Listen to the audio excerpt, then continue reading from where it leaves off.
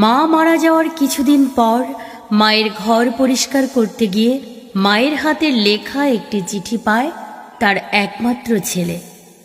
চিঠিতে লেখা ছিল, খোকা, এই চিঠি যখন তোর হাতে পড়বে তখন আমি তোর কাছ থেকে অনেক দূরে চলে যাব, যেখান থেকে কেউ কোনোদিন ফিরে আসে না।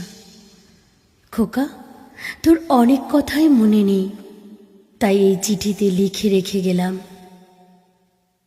তোর মনে না থাকা সেই কথাগুলো। তুই যখন ছোট্ট ছিলি একবার তোর খুব জ্বর এসেছিল, আমি 3 রাত ঘুমোতে পারিনি। তোকে বুকে নিয়ে বসেছিলাম, কারণ তোকে বিছানায় শোয়ালেই তুই কেঁদে উঠতিস। তোর বাবা আমাকে বলেছিল তোকে শুইয়ে রাখতে, কিন্তু আমি পারিনি। সেজন্য আমাকে